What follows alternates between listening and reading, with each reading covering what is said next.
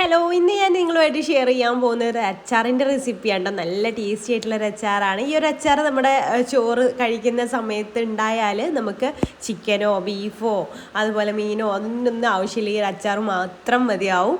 അപ്പോൾ നമ്മളിവിടെ തയ്യാറാക്കിയെടുക്കാൻ പോകുന്നത് നല്ല ടേസ്റ്റി ആയിട്ടുള്ള ബീഫ് അച്ചാറാണ്. അപ്പം ഞാനിവിടെ 1/2 കിലോ ബീഫ് വെച്ചിട്ടാണ് തയ്യാറാക്കിയെടുക്കുന്നത്. നല്ല ഇതുപോലത്തെ പീസസ് ഉണ്ടാവില്ലേ ബീഫിൻ്റെ, അതെടുത്തിട്ട് ചെറിയ പീസായിട്ട് ഇതുപോലെ കട്ട് ചെയ്ത് നന്നായിട്ട് വാഷ് ചെയ്ത് ഡ്രെയിൻ ചെയ്തിട്ട് കൊണ്ടുവരാം. എന്നിട്ട് നമുക്കത് കുക്കറിലിട്ടിട്ട് ഒന്ന് വേവിച്ചെടുക്കാം. അപ്പോൾ ഞാനിതൊരു കുക്കറിലേക്ക് ഇട്ട് കൊടുക്കുന്നുണ്ട്.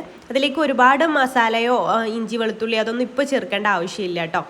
അതിലേക്കൊരു 1/2 ടീസ്പൂണ് മഞ്ഞൾപ്പൊടി ചേർത്ത് കൊടുക്കുന്നുണ്ട്. അതുപോലെ തന്നെ 1 ടീസ്പൂണ് മുളക് പൊടി കൂടെ ചേർത്ത് കൊടുക്കുന്നുണ്ട്.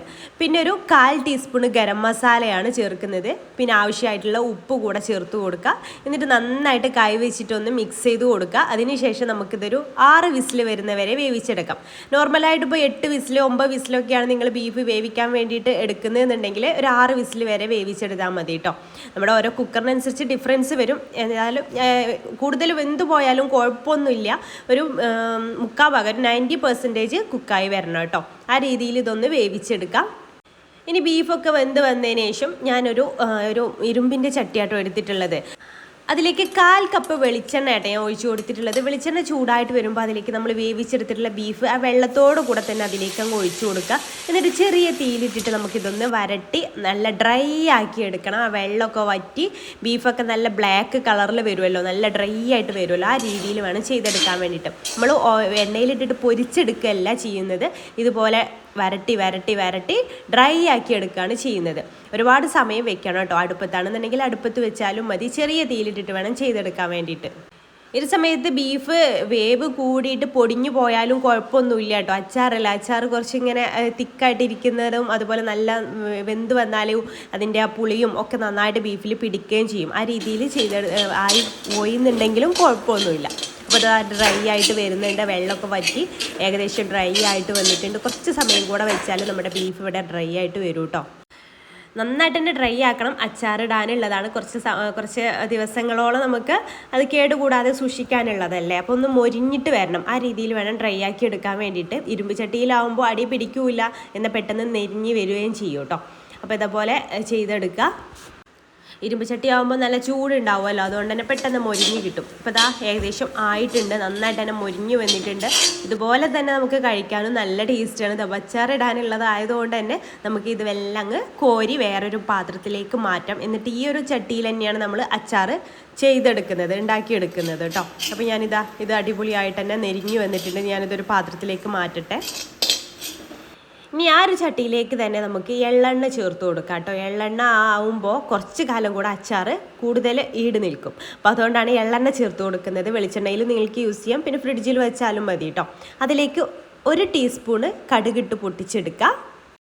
അപ്പോൾ കടുകൊക്കെ അത് പൊട്ടി വരുന്ന സമയത്ത് അതിലേക്ക് ഒരു 1/2 ടീസ്പൂൺ ഉലുവ ചേർത്ത് കൊടുക്കുക കേട്ടോ. അപ്പോൾ ഉലുവ അങ്ങനെ ചേർക്കുന്നില്ല എന്നുണ്ടെങ്കിൽ നിങ്ങൾക്ക് ലാസ്റ്റ് ഉലുവയുടെ പൊടി ഉണ്ടെങ്കിൽ അതൊരു 1/2 ടീസ്പൂൺ ചേർത്ത് കൊടുത്താലും മതി.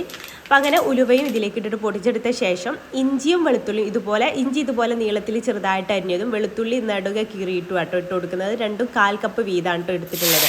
അപ്പോൾ നിങ്ങൾക്ക് ഇതുപോലെ വെളുത്തുള്ളിയും ഇഞ്ചിയൊന്നും ഇങ്ങനെ കടിക്കാൻ ഇഷ്ടമില്ല എന്നുണ്ടെങ്കിൽ നിങ്ങൾക്ക് ചതച്ചിട്ട് വേണമെങ്കിൽ ചേർത്ത് കൊടുക്കാം. പേസ്റ്റ് ആക്കരുത്, ചതച്ചിട്ട് വേണമെങ്കിൽ ചേർത്ത് കൊടുക്കാം. ഇനി ഈ ഒരു ഇഞ്ചിയൊക്കെ ഈ ഒരു എണ്ണയിൽ കിടന്നിട്ടൊന്ന് മൊരിഞ്ഞ് വരണം കേട്ടോ. ഇഞ്ചിയൊക്കെ മൊരിഞ്ഞ് വരുന്ന ഒരു സമയത്ത് വേണം നമുക്ക് ബാക്കിയുള്ള പൊടികളൊക്കെ അതിലേക്ക് ചേർത്ത് കൊടുക്കാൻ വേണ്ടിയിട്ട്. ഇഞ്ചിയൊക്കെ മൊരിഞ്ഞ് വന്ന ശേഷം അതിലേക്ക് 3 ടീസ്പൂണ് കാശ്മീരി മുളക് പൊടി ഞാൻ ആദ്യം ചേർത്ത് കൊടുക്കുന്നുണ്ട്. അതിനുശേഷം 1 ടേബിൾ സ്പൂണ് നോർമൽ മുളക് പൊടി കൂടെ ചേർത്ത് കൊടുത്തു. എരിവുള്ള മുളക് പൊടി 1 ടേബിൾ സ്പൂൺ ആട്ട ചേർത്തിട്ടുള്ളത്. അപ്പോൾ അതെല്ലാം ചെറിയ തീയിലിട്ടിട്ട് വേണം ചെയ്യാൻ വേണ്ടിയിട്ട്, കരിഞ്ഞു പോകരുത് കേട്ടോ മുളക് പൊടി. പിന്നെ അതിലേക്ക് കായപ്പൊടി ചേർത്ത് കൊടുക്കുക. ഒരു 1/2 ടീസ്പൂണോളം കായപ്പൊടി ചേർത്ത് കൊടുക്കുക കേട്ടോ. ഒരു അച്ചാറിൻ്റെ ആ ഒരു ഇത് കിട്ടണമെന്നുണ്ടെങ്കിൽ കായപ്പൊടി മസ്റ്റാണ്. അപ്പോൾ അതും ചേർത്ത് കൊടുക്കുക. എന്നിട്ട് നന്നായിട്ടൊന്ന് മിക്സ് ചെയ്തതിന് ശേഷം 1/4 ടീസ്പൂണ് ഗരം മസാല കൂടെ ചേർത്ത് കൊടുത്തിട്ട് നന്നായിട്ട് തന്നെ ഒന്ന് മിക്സ് ചെയ്തെടുക്കുക. തീ പ്രത്യേകം ശ്രദ്ധിക്കുക, ഇരുമ്പ് ചട്ടി കൂടെയാണ്, അപ്പം കരിഞ്ഞു പോവാതെ ശ്രദ്ധിക്കുക. പിന്നെ ഇതിലേക്ക് നമുക്ക് വിനാഗിരി ഒഴിച്ചു കൊടുക്കാം. വിനാഗിരി ഒഴിച്ചു കൊടുക്കുന്നത് നമുക്ക് ഇനി ബീഫ് ഇട്ടിട്ട് ബാക്കി എത്ര വേണോ അതിനനുസരിച്ച് ഒഴിച്ചു കൊടുത്താൽ മതി. വെള്ളമൊന്നും ചേർക്കരുത് കേട്ടോ. വെള്ളമൊക്കെ ചേർത്താൽ പെട്ടെന്ന് തന്നെ അച്ചാർ നാശമായി പോവും. അപ്പോൾ ബീഫ് ചേർത്ത് കൊടുക്കുക. എന്നിട്ട് ആവശ്യത്തിനനുസരിച്ച് വീണ്ടും നമുക്ക് വിനാഗിരി ഒഴിച്ചു കൊടുക്കാം. നമ്മളിപ്പോൾ ഉപ്പ് ചേർത്തിട്ടില്ല, ബീഫിലുള്ള ഉപ്പ് മാത്രമേ ഉള്ളൂ. അപ്പോൾ ആവശ്യമായിട്ടുള്ള ഉപ്പ് നോക്കിയിട്ട് ഉപ്പ് കൂടെ ചേർത്ത് കൊടുക്കാം. ഇനി ഇതിലേക്ക് ഒരു ഇൻഗ്രീഡിയൻറ്റ് കൂടെ ചേർത്ത് കൊടുക്കാനുണ്ട്, അതായത് പഞ്ചസാരയാണ് കേട്ടോ. പഞ്ചസാര 1 ടേബിൾ സ്പൂൺ കൂടെ ചേർത്ത് കൊടുക്കുമ്പോഴാണ് ഈ ഒരു അച്ചാർ പ്രത്യേക ടേസ്റ്റ് കിട്ടുന്നത് കേട്ടോ. അപ്പോൾ ചെറിയൊരു കുഞ്ഞു മധുരം, ഒരുപാട് മധുരമൊന്നും അല്ലെങ്കിലും ചെറിയൊരു മധുരവും കൂടി ഉണ്ടാവും ഈ ഒരു അച്ചാറിന്. അപ്പോൾ നല്ല ടേസ്റ്റാണ്. അപ്പോൾ ഈ രീതിയിൽ ഒന്ന് തയ്യാറാക്കി നോക്കുന്നുണ്ട് കേട്ടോ, എന്തായാലും നിങ്ങൾക്ക് ഇഷ്ടമാവും. അപ്പോൾ അതും കൂടെ ചേർത്തിട്ട് നന്നായിട്ടൊന്ന് മിക്സ് ചെയ്തിട്ട് ഒന്ന് തിളപ്പിച്ചെടുത്ത ശേഷം നമുക്ക് ഫ്ലെയിം ഓഫ് ചെയ്യാം.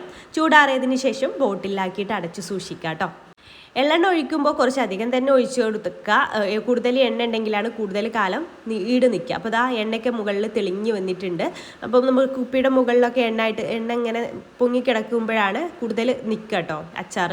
അപ്പോൾ അതൊക്കെ ശ്രദ്ധിക്കുക. പിന്നെ അച്ചാർ എടുക്കുമ്പോഴൊക്കെ സ്പൂണൊക്കെ നല്ല ഉണങ്ങിയ സ്പൂണൊക്കെ വെച്ചിട്ട് യൂസ് ചെയ്യുക.